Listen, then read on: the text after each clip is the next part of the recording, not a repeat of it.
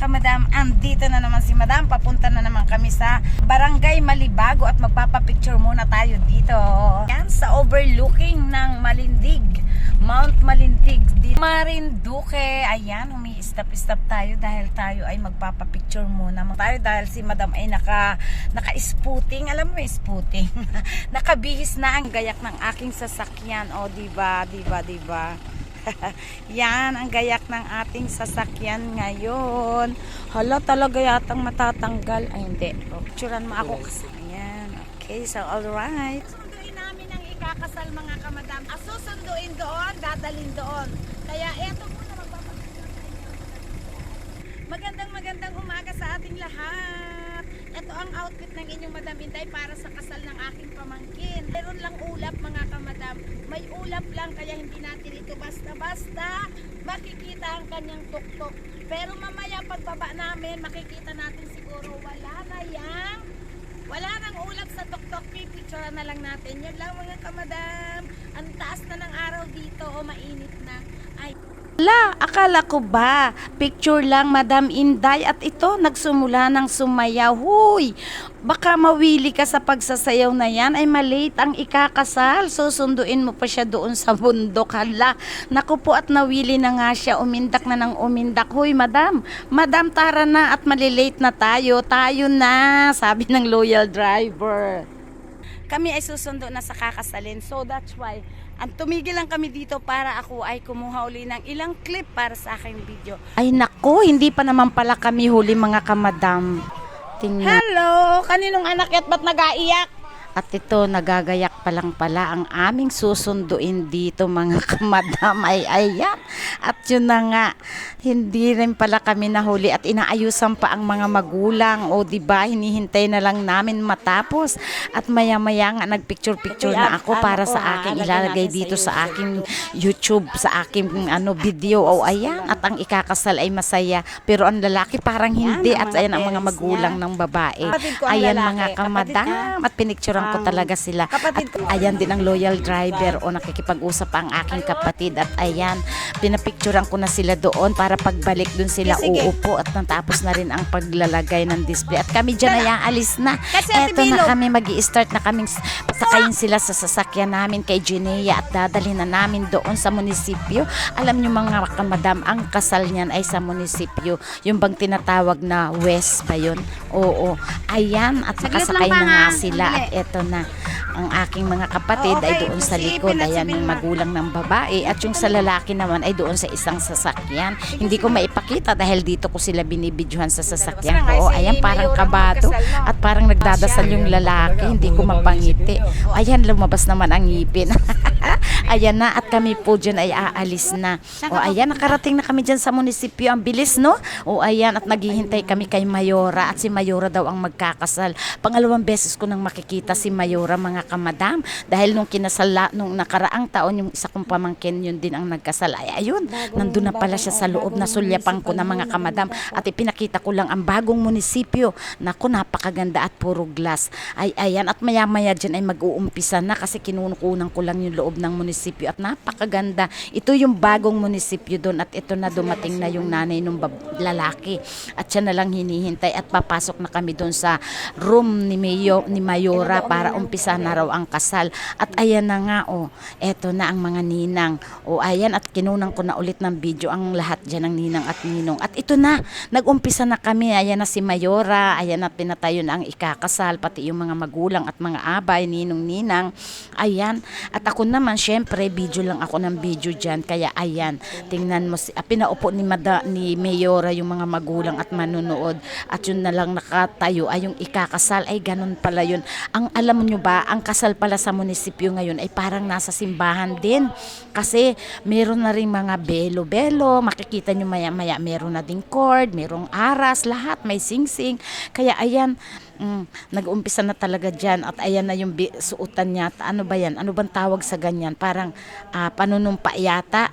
Yung aido-aido ba? Ay nako, hindi ko marinig masyado yan kasi kami ay nandito sa likuran ni Mayora. Nahihiya pa akong kumuha ng picture dyan. At ito na nga, mag-uumpisa na dyan yung suotan ng singsing. Ay nako po, yun ang inaabangan ko. Yung paglalagay ng singsing doon sa mga daliri ng ikakasal. O di ba? Kaya lang yung pamangking ko, tension na tension dyan. O parang kabado, naku po. Ay, ayan, pag nagsasalita o nagtatawanan pa sila mga kamadam dyan. Ayan, napakaganda na rin ang kasal pala sa munisipyo mga kamadam. Ayan. At napakaseryoso, solemn din naman. Eto na yung pagsusuot ng singsing na sinasabi ko sa inyo, mga kamadam. Ayan, tingnan mo yun namang babae ang naglalagay. At maya-maya, syempre, doon naman sa lalaki. Ayan.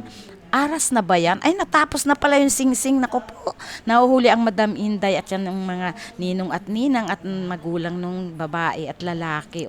Ayan na, aras na pala yun. Aras na. At ngayon, paglalagay naman ng belo. Di ba? Bilo ang kay Ninong Efren at saka dun sa pinsan nitong babae. Ayan, si Ninong Efren yan. Ang aking asawa ng aking kapatid. At ayan naman yung cord. Ano bang tawag dun sa cord sa Tagalog? Ayan. Di ba? Yun din yung ninong at ninang niya. At ayan, pinakita kong muli ang mga magulang at nang nag-umpisa na uling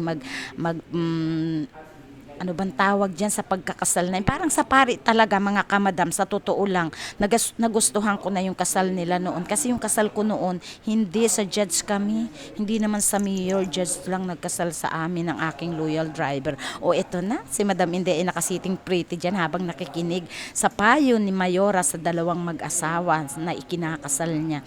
At ito na nga mga kamadam, pangiti-ngiti ako dyan. At ito pa, nagpagtatanggal na ng cord at ng belo. Hindi ko nakunan yung sa cord kasi nahuli ako dahil nakasiting pretty nga ang inyong madam. At ito na, tutuloy na ni Mayora ang pagbabasa doon sa kanyang pagkasal. At ito na, mandyan na ang hinihintay ng lahat. Kaya nagtatawanan dyan kasi malapit na ang kiss the bride. Ayan, mag-kiss the bride. Pinaulit pa yan ni Mayora dahil parang hindi sila nag-kiss, parang mga takot. At ito na, magsasabi na sa mga magulang. At yan na nga, natapos na. Payo again, payo uli. Ayan, advice ba ang tawag doon? At ayan, ang loyal driver ko naman sa likod na likod, nakikinig lang. Ayan, advice uli, advice dini, advice doon. Siyempre, napakagandang mag-advise ng mayor. Alam mo ba, nakaka-touch yung kanyang mga sinasabi para talaga siyang isang pari din na nagkakasal kasi yung mga payo niya dun sa bagong kasal, yun din yung sinasabi ng pari sa simbahan. Ay naku, ayan at natapos na, magpipirmahan na sila ng kanilang kontrata. At yun nga, babae ang unang pinapirma. Ayan, susunod na yung kanyang asawa. Siyempre, asawa na, tapos na yung kasal. Nagpipirmahan na sila at ayan na yung kanyang asawa. At susunod dyan ang mga ninang at ninong sa pagpirma niya. Ayan ang isang ninong, ayan din yung ninang. Bali, dalawa lang ang ninong at ninang. At ayan ang aking kapatid, asawa ng aking kapatid yan, si Efren Ray Almonte. Ayan. At saka yung isang ninang na nakablo ay pipirma pa rin dyan maya-maya. Ayan na yung nakablo. Yan ay sa parting lalaki. At ito na, si Mayora, pipirmahan, final perma na po sa kanilang marriage contract. Siyempre naman, tapos na kasi yung kasal, kaya ibibigay na rin sa kanila ngayon din yung kanilang marriage contract. At ayan, matatapos na dyan. At after niyang mapirmahan, yayayain niyang magpa-picture ang kanyang ikinasal at ang mga magulang nito. Ayan nga, hinila-hila pa sa braso para lang magpa-picture kasi nahihiya pa sila. At ayan, kasama yung mga magulang at saka yung nanay at tatay din ng lalaki. Ayan. 'Di ba? Ganyan talaga. Ay, hindi na ako nagpa-picture kay Mayora kasi nung last year nakapagpa-picture na ako diyan mga kamadam. Ayan, another advice again. At pauwi na kami diyan mga kamadam. Ayan, yun yung regalo hindi niyo nasulyapan, balikan niyo na lang. Yun yung pakalaking regalo ni Mayora. At ayan, eto na, bumaba na sila diyan. Asa na sila tatay mo? Ayan, ang dalawa ang mag-asawa na ngayon. Dan dararan, dapat music. Doon sa kanan. Grabe, ano ka madam? Paunahin mo yung babae. Yes, tapos na ang kasal. Uwi na kami. At dahil lang Kainan na sumakay to. dyan, tatakbo naman ako papalayo Kainan para na to. yung sasakyan ay Asin makunan doon. ko ng pag-alis doon sa parking Asan area na, Kuya namin. Ilyong? O ito na, tingnan ninyo. Talagang si Madam Inday, parang totoong vlogger. O di ba mga kamadam? O ayan, wag niyo akong iwan ha. Ayan, at sumakay na ako dyan at nagbiyahe na nga kami. At ito na nga, parating na kami sa bahay nila at pumasok ang mag-asawa sa loob ng bahay para sa buga ng pampaswerte. At ayan, napakarami na ng tao na naghihintay sa mga bagong kasal. O di ba mga kamadam? O ayan ang chayuli ko, nakita niyo yan. O, ipapakita ko pa rin sa inyo ang napakaraming taong naghihintay na ito bago ko sunduin ang bagong kasal doon sa loob kasi nagugutom na ang Madam Inday ninyo. Kaya ito na, nagmamadali na ako, napapasok sa loob. Ayan si Chayuli. Chayuli! O, hello Chayuli! Ay, ganun naman. Chayuli ko yan. At ayan, papasok na tayo dyan sa loob mga kamadam. At talagang gutom na ako. Susunduin ko na talaga yung mga ikinasal na yan Nasaan si para Vilma? makakain na kami. At ito na nga. Teka, pupunta Ang muna kami sa loob. kapatid Eh, ko dyan, kumain na kausap ba ko kayo? ang kuya Di ba? natin Karating ko na na pala. hindi nakita ang mukha. At ayan, papasok na ako sa loob. Nandyan ang ate Lina ko. Ayan naman yung aking isang manugang. Manugang namin yan. O ayan, nandyan na si Kuya Ilyong, ang pinakapanganay kong kapatid. At ito si ate Lina. Hello ate. O kamusta ate? Ano ba ang masasabi mo? O yan na nga ay sinabi sa Kayo akin. at umupo na kayo doon. At ito na, sinusundo ko na dyan ang bagong kasal. Uy, nagugutom na ako. Tara na kayo sa labas. Ano ba kayong dalawa?